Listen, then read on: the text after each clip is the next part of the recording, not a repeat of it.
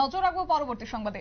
কানোয়ার যাত্রা এবার নাম নির্দেশিকা সহ স্থগিতাদেশ দিল এবার সুপ্রিম কোর্ট এবং পাশাপাশি উত্তরপ্রদেশ উত্তরাখণ্ড সরকারের বিতর্কিত সিদ্ধান্তে এবার স্থগিতাদেশ। রাজ্যগুলিকে ইতিমধ্যে বলা হচ্ছে রাজ্যগুলিকে নোটিশ দিয়ে দেওয়া হয়েছে, 4 দিন পর পরবর্তী শুনানি রয়েছে। বিস্তারিত জানবো, আমাদের সাথে রয়েছে প্রতিনিধি শুভেন্দু সরকার। শুভেন্দু, কানোয়ার যাত্রার এবার যে নাম নির্দেশিকার কথা বলা হচ্ছে ঠিক কি কারণে এবং কি রয়েছে বিস্তারিত? দেখো শতাব্দী, প্রথমত এই যে কানোয়ার যাত্রা নিয়ে যে নির্দেশ দিয়েছিল উত্তরপ্রদেশ এবং উত্তরাখণ্ড সরকার, সেই নির্দেশিকা নিয়ে কিন্তু প্রথম থেকেই একদম বিতর্ক ছিল। এ নিয়ে গোটা দেশ উত্তাল হয়েছিল, আবারও সেই জাতপাতের রাজনীতি চলে এসেছিল এবং সেই প্রশ্ন নিয়েই শাসক সেই উত্তরাখণ্ড এবং উত্তরপ্রদেশের শাসক দলকে, শাসক শিবিরকে, প্রশাসনকে কিন্তু লাগাতার ছিল বিরোধীরা। ফলত জাতপাতের যে বরাবর একটা জাতপাতের রাজনীতির কথা বা রাজনীতির অভিযোগ ওঠে তাদের বিরুদ্ধে, বিরোধীরা যে বরাবর অভিযোগ করে নিয়ে আসেন, সেই অভিযোগ আরো জোরালো হচ্ছিল। এমন পরিস্থিতিতে কিন্তু যথেষ্ট সমালোচিতও হচ্ছিল এই উত্তরপ্রদেশ এবং উত্তরাখণ্ড সরকার।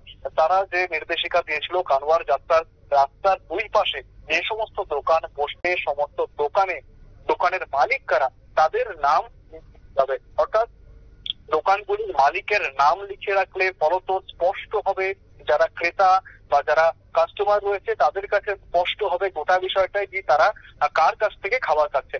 ফলত এখানে একটা জাতিগত বা ধর্মগত একটা বিদ্বেষের সৃষ্টি হতে পারে, এমনটাই আশঙ্কা করছিলেন দেশের গুণীজন, দেশের গুণী মহল। সেই নিয়ে কিন্তু একাধিক বিতর্ক আমরা দেখেছি, সেলিব্রিটি থেকে শুরু করে যারা তথাকথিত বুদ্ধিজীবী তারাও সবাই সরব হয়েছিলেন। পাশাপাশি অনেককেই দেখেছি আমরা সোশ্যাল মিডিয়ায়, তারা কিন্তু এই গোটা ঘটনার বিরুদ্ধে পোস্ট করছেন, পাশাপাশি তারা সরব হচ্ছেন।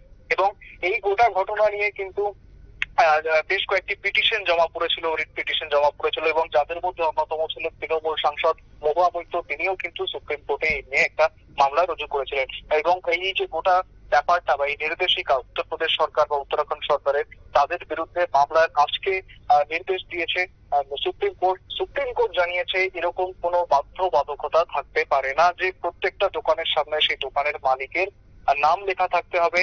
এই বিষয়ে কিন্তু সম্পূর্ণ নিষেধাজ্ঞা দিয়ে দিয়েছে সুপ্রিম কোর্ট। অর্থাৎ বর্তমানে কাউকেই তাদের দোকানের সামনে, অর্থাৎ এই কানোয়ার যাত্রার পাশে যে সমস্ত দোকান থাকবে, রাস্তার দুপাশে যে সমস্ত দোকান থাকবে, সেই সমস্ত দোকানিতে তাদের নাম কিন্তু লিখতে হবে না তাদের দোকানের পাশে। ফলত এই যে ধর্ম বা বিদ্বেষের ধর্মীয় বিদ্বেষের যে একটা প্রশ্ন আসছিল, সেই প্রশ্নে কিন্তু অনেকটাই স্বস্তি মিলেছে। পাশাপাশি এটা নিয়ে কিন্তু বিরোধীরা মনে করছে একটা বড় জয় হয়েছে। পাশাপাশি আমরা দেখেছিলাম যে বেশ কয়েকটি ধর্মীয় জায়গায় যেভাবে আগ্রাসন বা এই শাসক শিবিরের যে ধর্মীয় আগ্রাসন দেখেছিলাম, সেই আগ্রাসনের কিন্তু একটা কড়া জবাব দিয়েছে সুপ্রিম কোর্ট, এমনটাই কিন্তু মনে করছেন বিরোধী শিবির। পাশাপাশি যথেষ্ট উচ্ছ্বাসিত তারা, বেশ আনন্দে রয়েছেন। এবং যেমনটা তোমায় জানাচ্ছিলাম যে এর ফলে যারা অন্যান্য ধর্মের বা ব্যবসায়ী যারা রয়েছেন, সেই ব্যবসায়ীদের কিন্তু অনেকটাই তারা স্বস্তিতে রয়েছে। পাশাপাশি যেমনটা আবারও জানিয়ে রাখবো যে সুপ্রিম কোর্টের এই নির্দেশের ফলে কিন্তু যথেষ্ট স্বস্তিতে রয়েছে যারা ব্যবসায়ীরা রয়েছে বা ছোট ছোট ব্যবসায়ী। দেখো স্বাভাবিকভাবেই যে সমস্ত এই মেলা বা এই সমস্ত যাত্রার পাশে যারা ব্যবসা করতে বসেন তারা কিন্তু অত্যন্ত নিম্ন বর্গের, অর্থাৎ অর্থনৈতিক ভাবে পিছিয়ে পড়া শ্রেণীর বলাই যেতে পারে। ফলত তাদের অনেকেই কিন্তু নির্ভরশীল এই সমস্ত এই মেলা বা যাত্রার উপরে বা এই সমস্ত ধরনের ধর্মীয় অনুষ্ঠানের উপরে তারা কিন্তু নির্ভরশীল। ফলত এই যে একটা নির্দেশ দিয়েছিল সরকার, তাদের ব্যবসার উপর একটা কূপ পড়ার সম্ভাবনায় ছিলেন তারা। তারা কিন্তু একটা যথেষ্ট দুশ্চিন্তার মধ্যে ছিলেন এবং পরবর্তীকালে সুপ্রিম কোর্টের এই যে নির্দেশ, সেই নির্দেশের ফলে তারা অনেকটাই স্বস্তিতে রয়েছেন।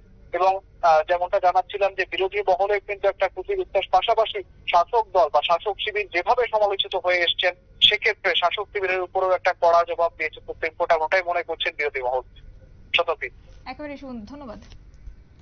বিস্তারিত বিষয় তুলে ধরলো আমাদের প্রতিনিধি শুভেন্দু সরকার। তবে এই যে কানোয়ার যাত্রার কথা বলা হচ্ছে, সেখানে কিন্তু স্বাভাবিকভাবে বলা যায় যে উত্তরাখণ্ড এবং উত্তরপ্রদেশ পাশাপাশি মধ্যপ্রদেশে কিন্তু এক প্রকার বিতর্ক সৃষ্টি হয়েছিল এই গোটা ঘটনার পরিপ্রেক্ষিতে, যেখানে দোকান মালিকদের সেই রুটে চলা, বলা যায় যে সেই রুটে যারা দোকান রয়েছে তাদের মালিকদের নাম একই সঙ্গে তাদের পরিচয়পত্র ব্যানারে তুলে দেওয়ার কথা হয়েছিল।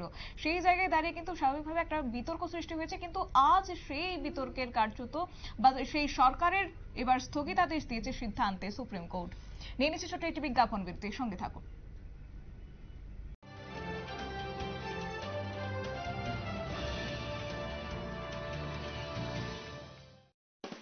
কুড়ি